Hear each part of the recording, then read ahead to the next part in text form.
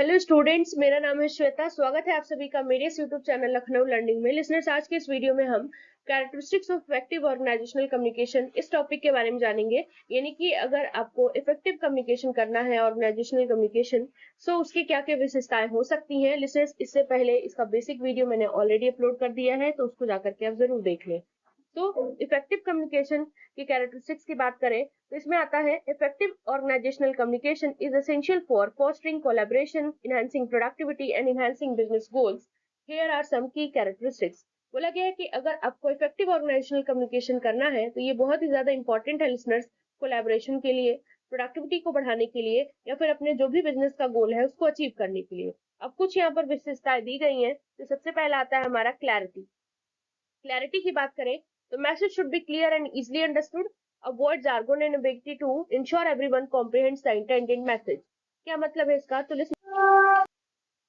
मतलब है लिसनर्स इसका कि मैसेज क्लियर होना चाहिए, यानी मैसेज हमारा पूरा क्लियर होना चाहिए कि क्या आप कहना चाहते हैं, और इजीली अंडरस्टूड यानी कि आप ऐसा मैसेज दें ताकि सामने वाले को बहुत इजीली तरीके से समझ में आ जाए, उसको बहुत ज्यादा जद्दोजहद ना करनी पड़े आपके मैसेज को समझने के लिए।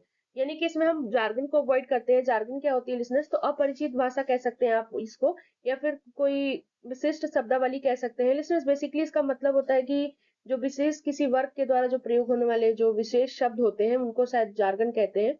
सो लिसनर्स, ऐसा मतलब वर्ड का यूज ना करें जो सामने वाले को पता ना हो। तो इसलिए बोला गया कि जार्गन और एम्बिगिटी को क्या करें, अवॉइड करें, ताकि ये पता चल सके कि जितने भी हैं सारे लोगों को इजिली तरीके से मैसेज समझ में आ गई है। तो क्लैरिटी होनी चाहिए, यानी बेसिकली यानी कि सबको समझ में आ जाए ऐसा मैसेज होना चाहिए। दूसरा आता है हमारा कंसाइजनेस, यानी कि कंसाइजनेस होना चाहिए। यानी क्या कहने का मतलब है? तो communication should be straightforward and to the point, minimising unnecessary information to maintain focus and engagement. बोला गया कम्युनिकेशन स्ट्रेट फॉरवर्ड और टू द पॉइंट होना चाहिए, यानी कि जो आप कहना चाहते हैं सामने वाले को समझ में आए, टू द पॉइंट होना चाहिए। यानी कि आप बहुत ज्यादा वैसे करके समझा रहे हैं तो सामने वाले को कुछ भी क्लियर नहीं होगा।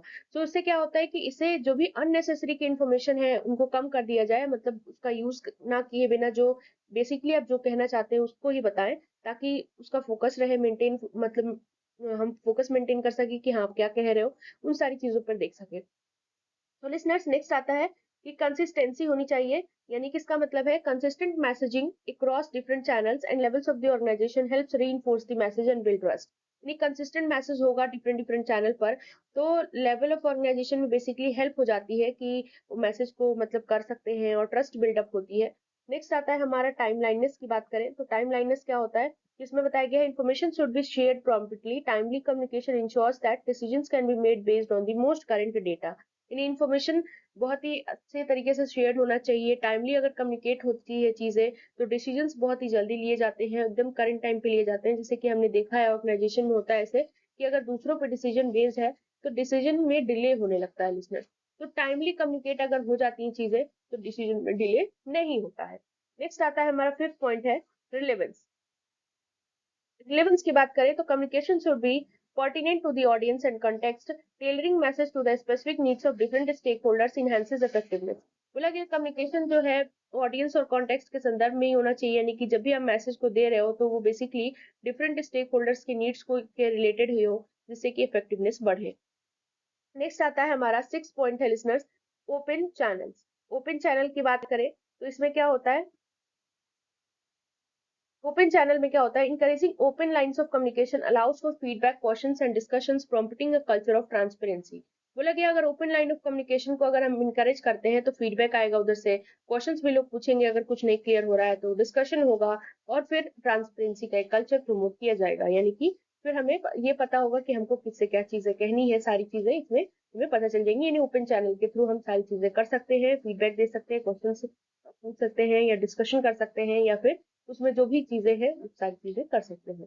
तो लिसनर्स, ये कुछ थे आपके कैरेक्टरिस्टिक्स। तो मैंने सिक्स पॉइंट से डिस्कस किए हैं, क्योंकि इससे ज्यादा तो शायद एग्जाम में लिखते भी नहीं हो।